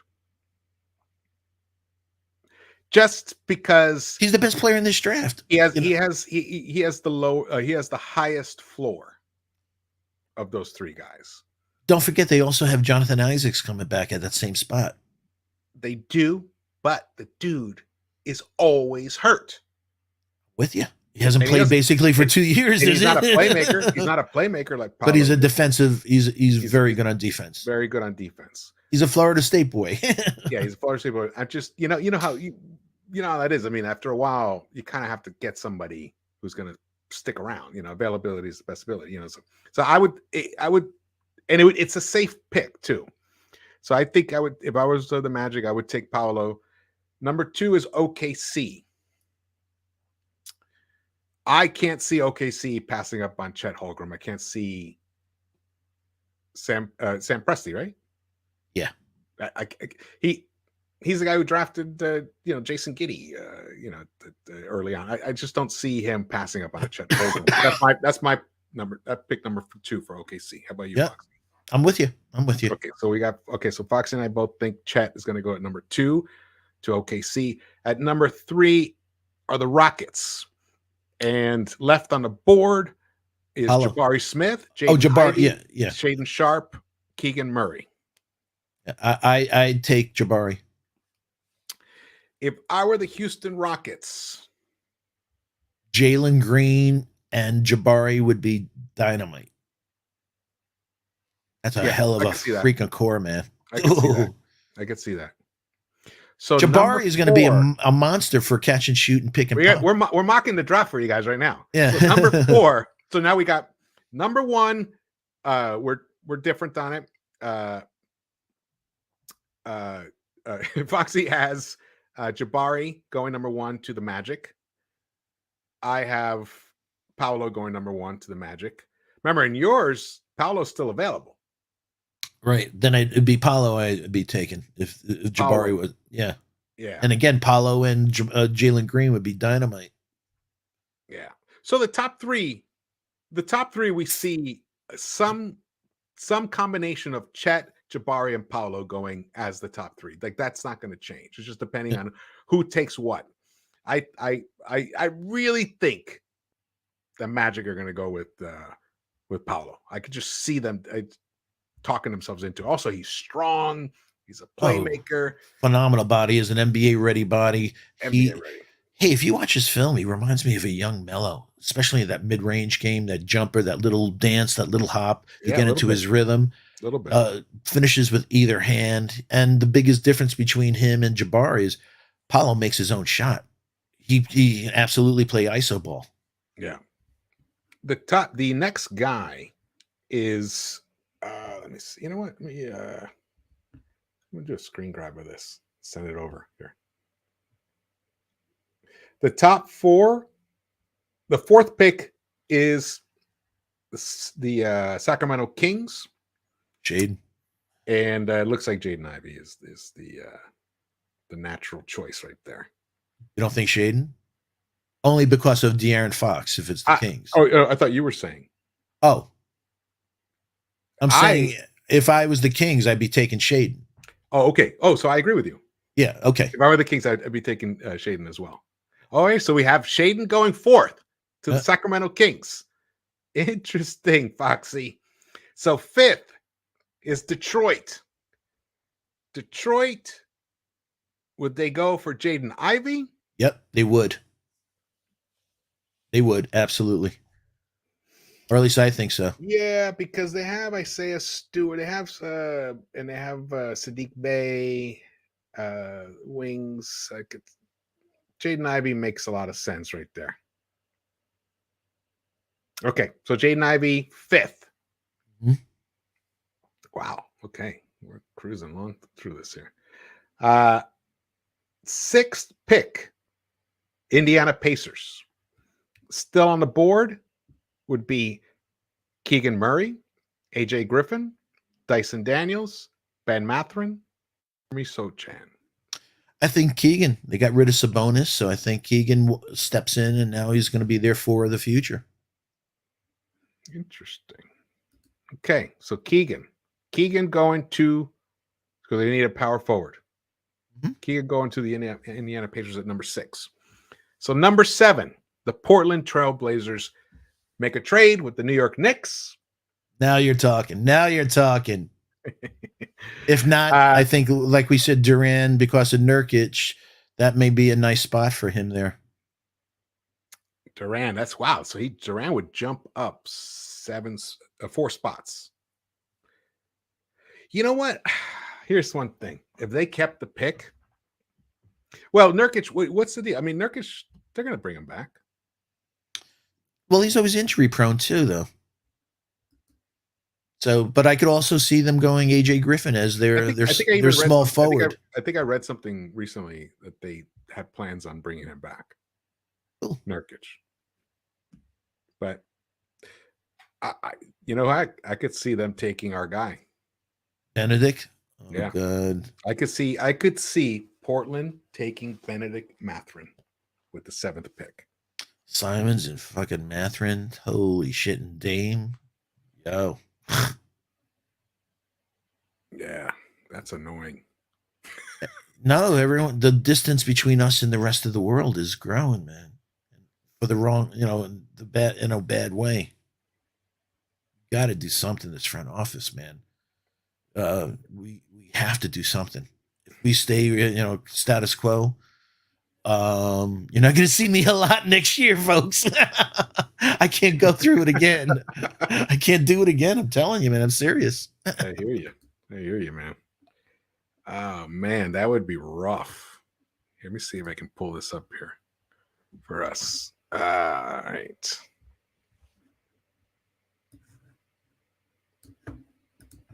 There we go.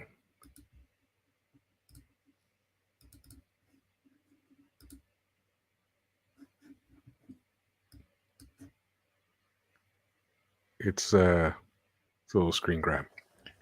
I got tired of looking at. Yeah, I know. Looking at it before, it was like driving me nuts.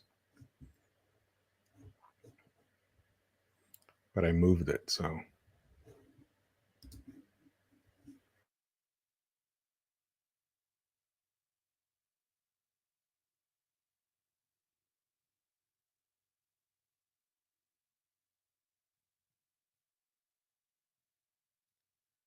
Man, there's a lot of Ben lovers in the chat.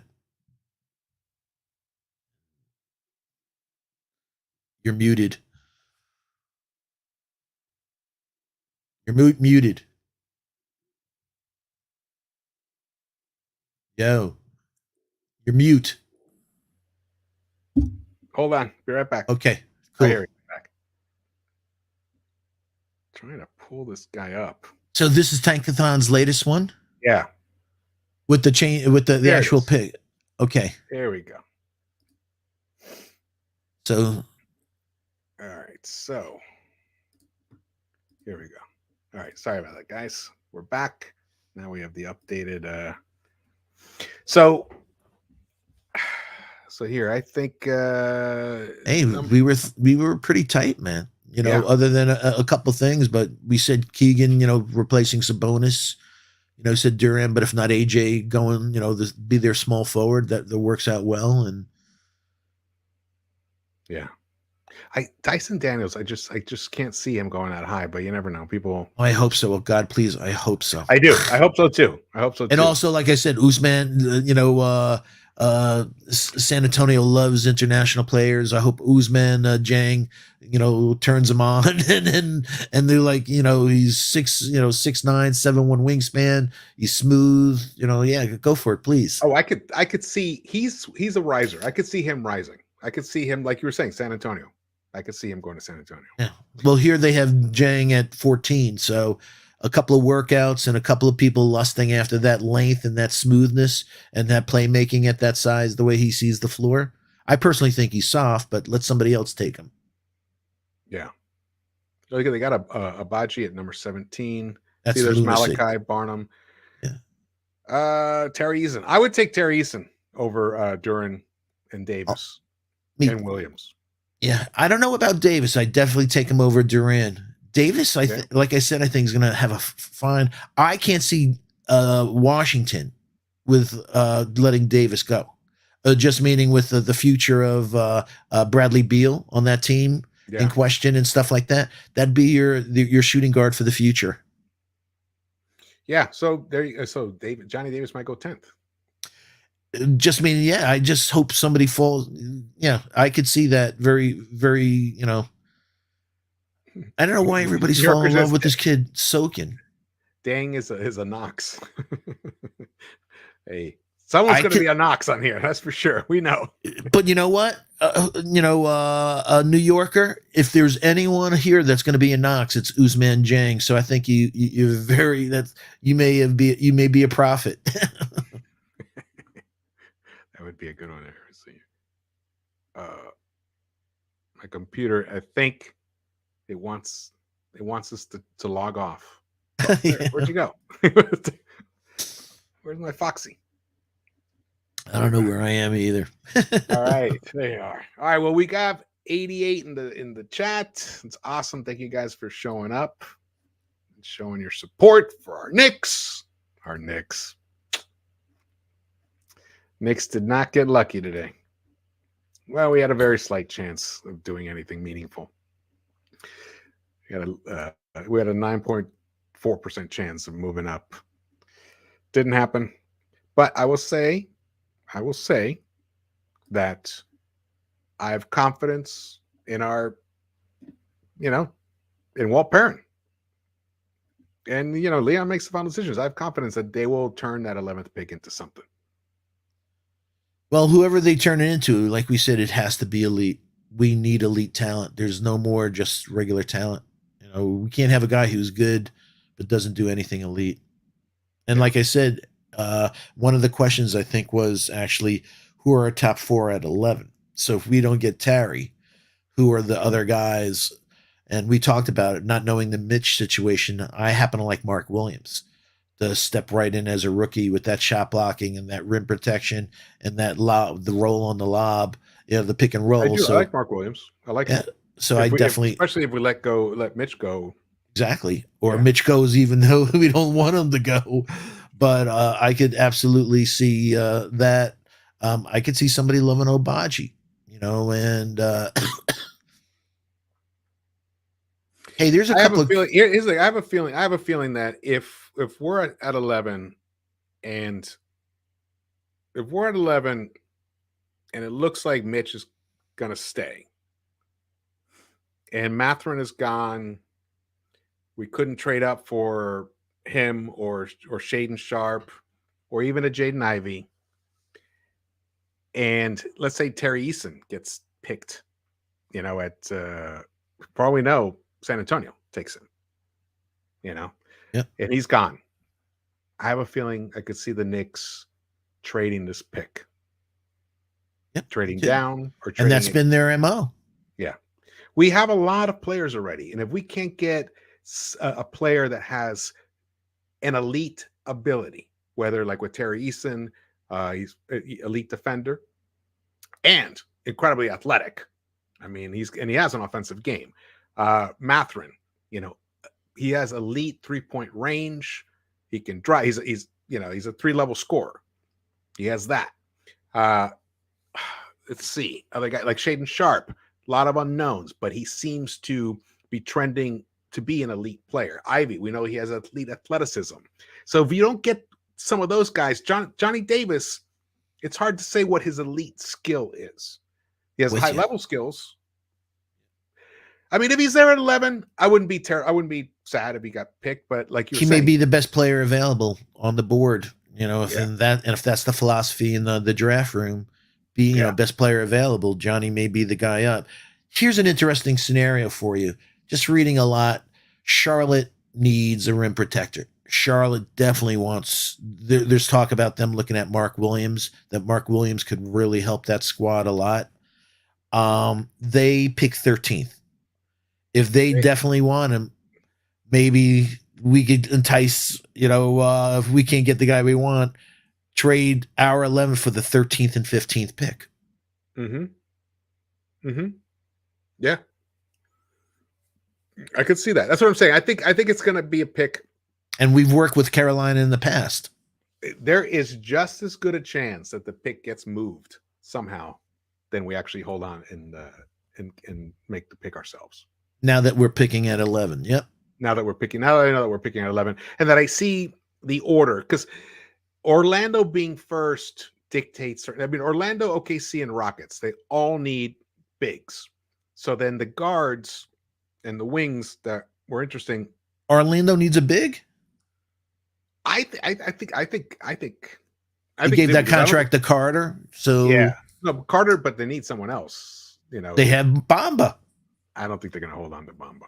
You don't think so? He had a pretty nice season, and like you said, a nice season.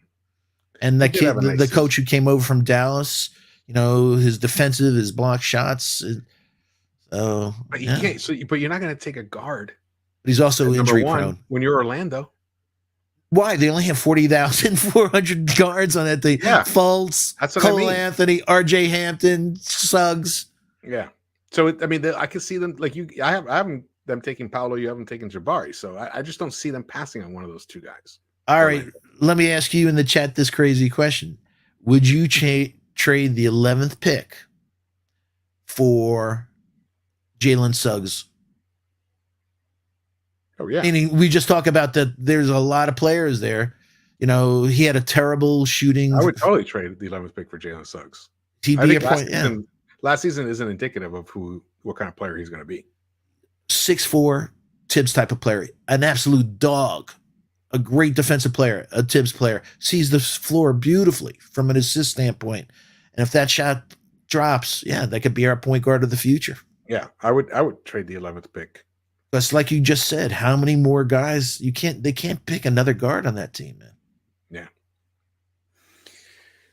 All right. We're coming up on 2 hours. I think we're going to call it. Thank you. All right, bro. I was trying to earlier, but then my computer started slowing down and making everything like. You'll just write a letter to my wife after the show. Dog ate my homework or something. Absolutely. All right. Well, thank you guys for joining us. It was, somewhat disappointing that we weren't able to move up, but again, it's something that we New York Knicks fans are well aware of. In 37 years, we have never moved up, except for the Patrick Ewing year. But I said this to my wife. Some people may know me from the last few years. I'm a very superstitious person, and especially some numbers. And I said to my wife, we're going to stick, but if the team sucks like I think they're going to suck this coming year, 3 and 8 is 11, which is a lucky number, meaning 38 years. It was 37 this year. 38 next year may be the year we finally move up to the spot we want. And next year, there's going to be some studs there. And who knows, Scoot Henderson, we may get the point guard of our future next year. Next year's draft is sweet. So, yeah. Monsters. Yeah. All right, Foxy, you want to just a thank you to the chat. Again, if you didn't see our draft video of a couple of weeks ago, please check it out. We'll be working on some things in the near future. So thank you for all your support. Thanks for hanging out with us tonight. And hopefully you're having, since the season's over, you and your family you're having a good time, chilling, work, life, everything's going well for you. Absolutely. Yes, I echo that. And yes, thank you to the chat. Thank you everybody for sticking with us. Scott, New Yorker, Adrian, even best, John Talento, Lex the Destroyer, always holding it down. Best mod around. Appreciate you guys. Greatest mod in history, man. Yeah. But don't forget, we surveyed 100 people. Our Yeah, field we producer. surveyed 100 people. Absolutely, there you go. We every starting lineup we get from our guy, we surveyed 100 people. Yeah, man. And I will be dropping more videos. I'm going to be amp it up a little bit here. I took a little bit of a break the past 3 weeks or so. We had that one live show with Foxy, and I did one with Keese. But other than that, needed a break. Had to flush last season out of my brain. Ready for this season tonight. Next season began. The 2022-23 season began tonight. We know what the Knicks have, and they have options. And we'll be breaking them down, especially as rumors come out. We get more information about what the Knicks are thinking, what the possibilities are, especially as players start working out for teams. Can't wait. Yeah, can't wait on that. There was a Shaden Sharp. There was a great workout video they put out. But again, it's just, just by himself. So, you got to take that with a grain of salt. But he looked fantastic. That's the thing. I mean, he was shooting from everywhere. That's one of the reasons why I'm intrigued by him. I would like for us to move up, possibly to grab him. But the way that the lottery shook out, that may be harder. Maybe harder than now than it was originally, especially with both Toronto, Pacers, and Portland all dropping down. So we will see what the deal is with that. But our guy that we definitely want is Benedict Mathurin. And if the Knicks could figure out a way to move up to grab him, or who knows, maybe he will drop and be there at 11. If he is, gotta grab him. Oh, please. I just don't see it happening because as you watch tape and you compare him with the other players that are available, the guy just shines. So, and he's meaning 19. Imagine in 3 years from now if he's this good at this age. Yeah, wow, he's powerful. He's powerful, but with good development. Yeah. Not that we have a good development team, but he's a dog. He's someone that I would definitely trade up for. And he compliment RJ. Yes, that's the other part. You keep bringing that, and I keep overlooking that. He is a great fit for like either RJ, IQ, Obi, Mitch, Cam, Grimes. He's a great fit with those guys. Beautiful fit. Yeah, beautiful fit.